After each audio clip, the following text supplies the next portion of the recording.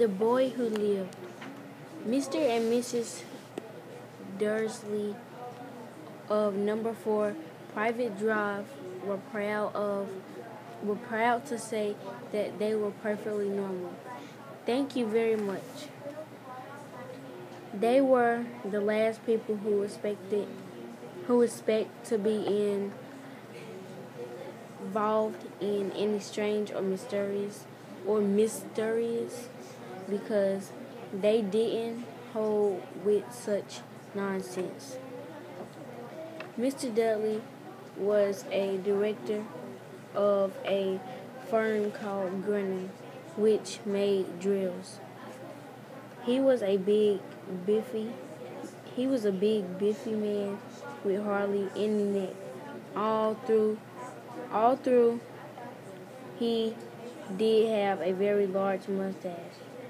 Mrs. Dudley was thin and blonde and had nearly twice as usually amount of neck, which came in very useful as she spent so much of her time craning over garden fences, spying on the neighbors.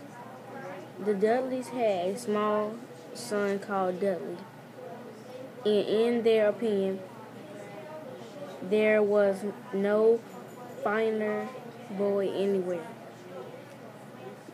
The Dudleys had everything they wanted, but they also had a secret, and their greatest fear was that somebody would discover it. They didn't think they could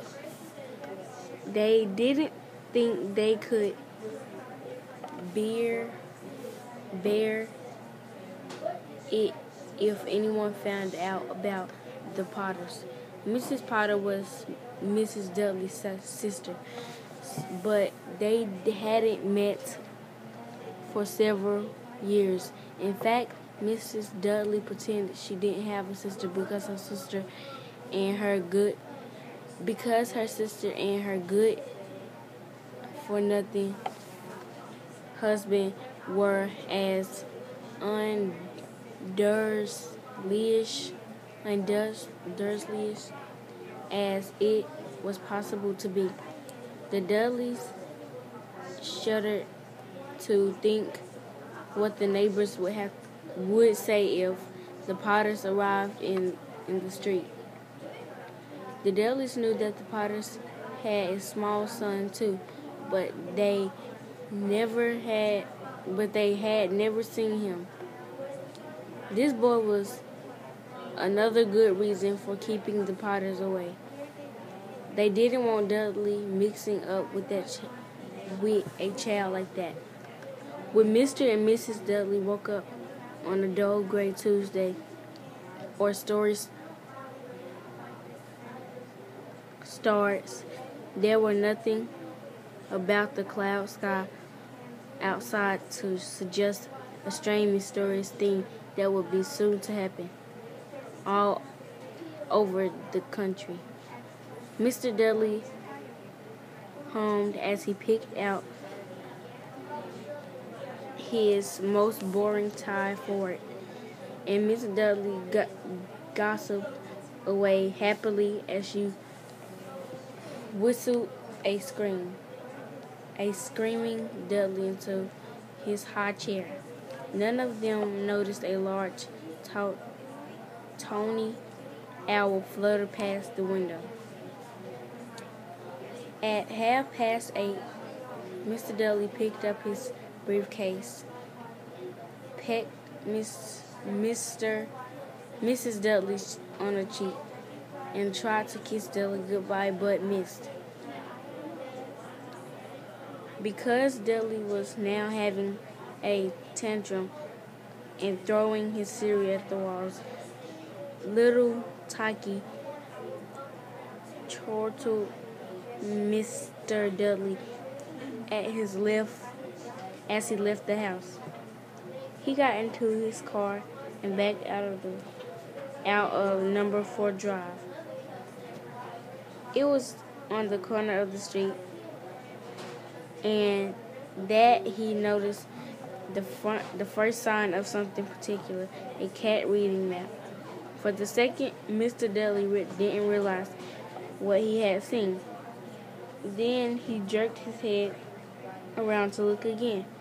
There was a tabby cat standing on the corner of Private Drive, where there wasn't a map in sight. What could he have been thinking of? It must have been the trick of the light. Mr. Dudley blinked and stared at the cat. It stared back. As Mr. Dudley drove around the corner and peeked and up the road, he watched the cat into his mirror. It was now reading a sign that said Private Drive. No looking at the sign. Cats didn't read maps or signs. Mr. Dudley gave himself a shake and put the cat out of his mind. And as he drove toward town, he thought of nothing except a large order of drills. He was hoping to get that day. But on the edge of town, drills were driven out of his mind by something else. As he sat in the usual morning traffic jam, he couldn't help noticing that there seemed to be a lot of strangely dressed people about. People in cloaks.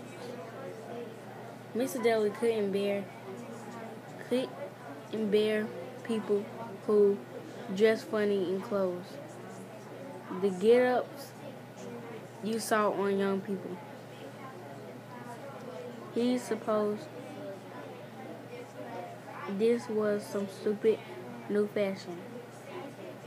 He drummed his fingers on the steering wheel and his eyes fell on the huddle of these weirdos standing quite close by. They were whispering excitedly together. Mr. Dudley was enraged to see that a couple of them weren't young at all. Why, that man had to be older than he was, and wearing an emerald green cloak.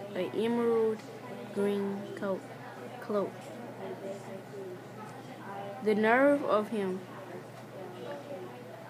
But then it struck Mr. Dudley that this was probably some silly stunt. These people were obviously collecting for something. Yes, that would be it. The traffic moved on, and a few minutes later, Mr. Dudley arrived in the Grumpy's parking lot, his mind back on drills. Mr. Dudley always sat with his back to the window in the office on the 9th floor. If he had it, he might have found it harder to concentrate on drills that morning. He didn't see the owls swooping past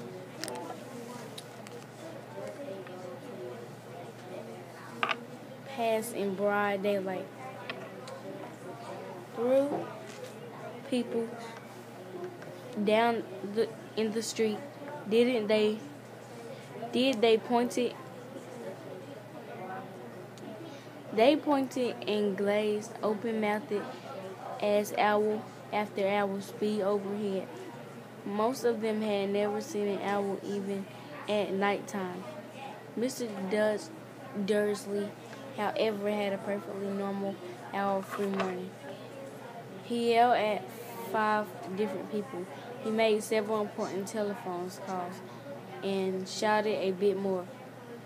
He was in a very good mood until lunchtime, when he thought he'd stretch his legs and walk across the road by himself, a bun from the bakery.